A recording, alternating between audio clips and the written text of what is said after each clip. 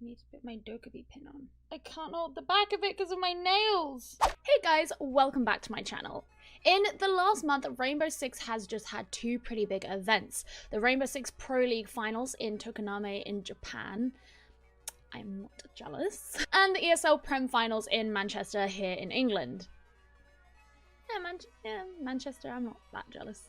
They're on slightly different leagues as one another. Of course, the Pro League is the best teams in the world, whereas the ESL Prem is all about the UK teams, of which Siege actually has quite a few. Now, NAVI are a team who have very humble beginnings in the ESL Prem, and despite the fact that they're all successful and famous now, they do like to come back and play in the tournament. The other thing about NAVI is they're really freaking good.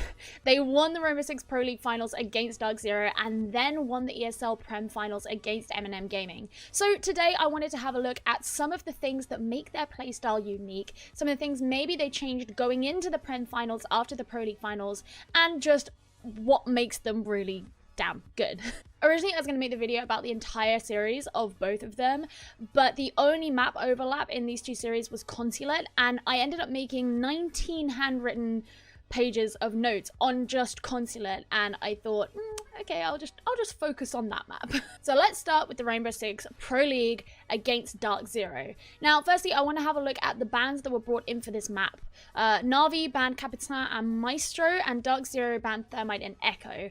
Capitan, fairly standard, and I'm pretty sure that NAVI banned Maestro because DZ didn't, so this does mean that they actually ended up getting to play against Mira in a couple of rounds. Now, personally, I don't think their defense was that impressive against Dark Zero. Now, NAVI kind of got consistently caught out making stupid mistakes, such as non-reinforced walls in the console office, which led to a really unnecessarily early death for Nello. And we also had Kendrew constantly getting caught out in various lines of sight, and all in all, it really just looked like the team kind of needed a warm-up, especially against a team who's quite methodical and decisive like Dark Zero. Now, I felt like a number of the situations that worked out for NAVI kind of did so because of Citizen's superior gun skill and his clutch factor rather than any particularly strategic play. And this wasn't particularly kind of unwarranted or unsurprising, especially given that in the pre-game desk, one of the points that was really hit upon was the fact that Citizen broke the record for the most number of kills on Consulate with 23. So that is something that we do expect out of this team. You know, Citizen on stage, he broke the kill record, 23. He broke the record just moments ago, break his own kill record that he made. I have no idea who's going to win, but Citizen's going to get 24 kills. Now, there were a couple of times where it seemed like they won more because of Dark Zero's mistakes than their own successes. For example, on round 3, insufficient droning led them to completely miss Pi, and they also ended up suffering from their own Thermite ban and then going on to mess up their ex-Kairos on Hibana. So that rubbed salt in the hard breach wound. On other rounds, Dark Zero's mistakes mostly fell into the category of making late pushes, running out of time, which NAVI were really able to capitalize on. A couple of times NAVI found themselves having to play for a retake, and it looked like they weren't really expecting that, so it kind of took them by surprise. They had to make very quick decisions, and oftentimes they would have one or two guys get caught out in the crossfire in the process, which meant they weren't really fully able to carry out, you know, a backup plan to do those retakes, and that did lead them to lose a couple of rounds and just not have a very super strong defense in certain cases. Now, when we move on to attack, this is where we start to really see the shining beacon of NAVI's playstyle and exactly how they're able to put it to good use. One of NAVI's really strong assets is their insistence on sending two guys together in situations. Using intel and comms, they're pretty quick to send in backup if needed, and this constantly gives them backup. It constantly gives them another set of eyes to hold an angle, a chance to trade out if one of them goes down, and it's definitely exacerbated by the fact that NAVI has a lot of very good gunmen on the team. It's not just Citizen, it's Saves, it's Pi, it's Kendrew. Feels bad for Nello, I totally just screwed him over in that. NAVI are also really opportunistic attackers. Not only do they do that in how they position themselves as players, but also sometimes they'll just go for a really opportunistic, very fast plant, and that tends to throw Dark Zero's, or just anyone I suppose, is defense for a massive loop, because you're not generally expecting the attackers to just go straight in there with the diffuser, and so that really puts you under a lot of pressure, and that works out very well for NAVI. One thing they are particularly good at is influencing the defender's positioning. This is a point I'm actually going to come back to later, but there are a couple of times where they use some really cool pincer techniques to either trap or force the positioning of one of Dark Zero's defenders, and that means that they then have a lot of control over the map. One thing I think is really important about Navi's playstyle is the fact that they don't change up their composition very much. In fact, on attack, they always use the exact same composition. Now, what this means is that their planned playstyle or strategy can't be predicted by the operators that they are running. It adds this level of chaos and unpredictability to their team, to their attack, that means that the defenders are going to have to be thinking in double time, because they can't look at the operators that they're running and think, okay, well, you know, that operator's used for this, then they're probably going to do this strategy. And it adds that extra layer of mysticism that really works well for them. They do show some characteristic plays that they're more likely to use, some kind of classic default stuff, but for the most part, you can never really know what to expect from them. Now, before we move on to having a look at how they played in the Prem, I just want to have a really quick rundown of the compositions that they ran and on what points. So they actually looked really strong on the garage cafeteria attacks as they won both, but it's clear that their attack is way stronger than their defense. So they went 3-3 when they were defending, but then they did way better on their attack. And yeah, you can see on their attack, all of their operators were the same: Nomad, Buck, Hibana, Keep Thatcher, all the time, whereas they made some tweaks here and there on their defensive compositions, depending on what the point was. Now, moving on to the Prem finals, I'm going to start with the attack against M&M, as that was how the map began in the Prem finals.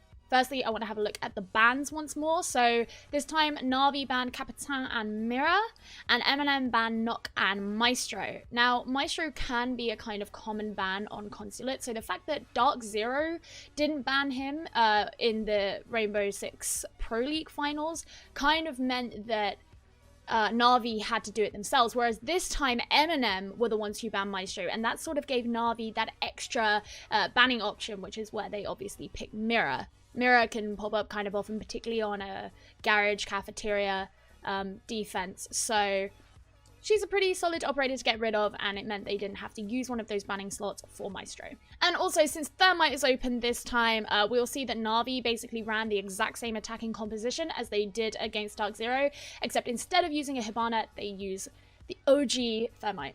So this is something we already knew, but I feel like it was particularly highlighted in this game, and that is that Kendrew individually has a very opportunistic playstyle, and he's pretty good at judging an enemy's positioning, which is why it was kind of a bit strange seeing him get caught in line of sights against Dark Zero, and I want to put that down to them just needing a warm-up, because that really was in the early rounds.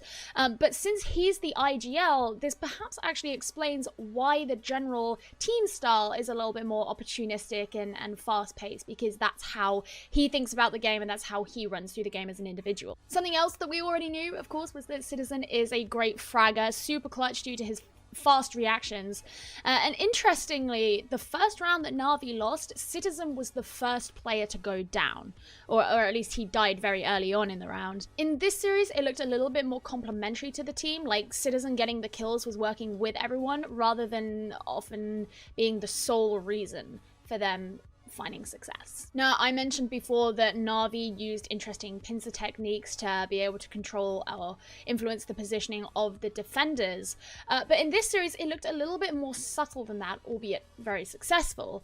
One particular potential positioning influence that really interested me was actually an influence that happened from one round to the next, where in the first round had the enemy Pulse distracted by tracking saves, but in the following round the Pulse positioned himself in the cafeteria instead of tracking further afield, which then led him to missing the plant in the garage, and so Navi were able to win the round that way. Now, both of these were garage cafe defenses, so obviously the same strategy could have been employed on both rounds by the defending team, but instead, they thought, okay, this is what happened in the first round. Our Pulse didn't end up being super useful to us. We knew where saves was, but we couldn't go and do anything. We chose to stay where we were, so we're going to keep him down by the bomb site.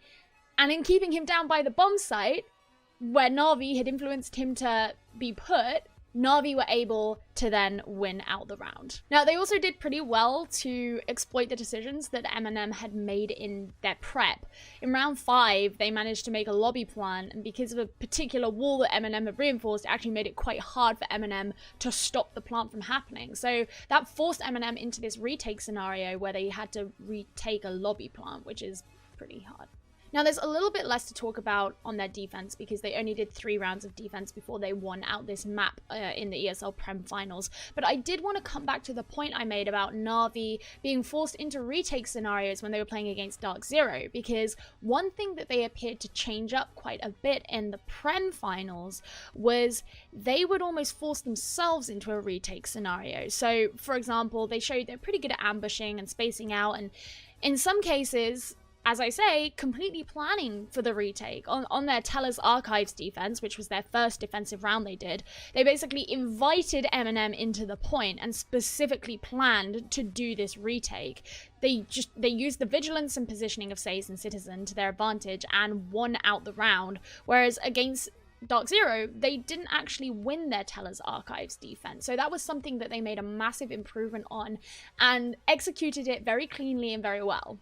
So here's a rundown of the compositions that they ran against M&M. So you'll see on attack, once again, they ran the same composition all 6 rounds. I said that the only thing they changed from the Dark Zero match was they played Thermite instead of Hibana, because Thermite wasn't banned in this series. Their defending compositions, again, a little bit more tailored towards which point they were on. For example, they played the Kaid on Cafe and Garage, and they played Castle on Archives Tellers, which is kind of to be expected. So I hope this maybe gave some insight, or was just kind of interesting to hear about, in how Na'Vi played really well, how they're able to win out both of these finals in such a short space of time, the things they maybe improved upon and changed going from one finals to the next, and how they're basically right now being considered the best team in Rainbow Six. This is my first time trying to put together an analysis of Rainbow Six. It's a game that I love. I love the esport.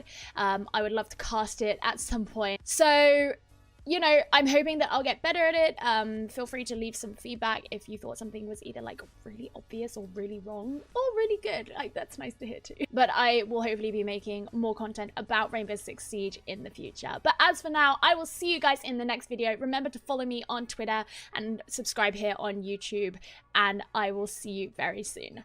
Bye guys.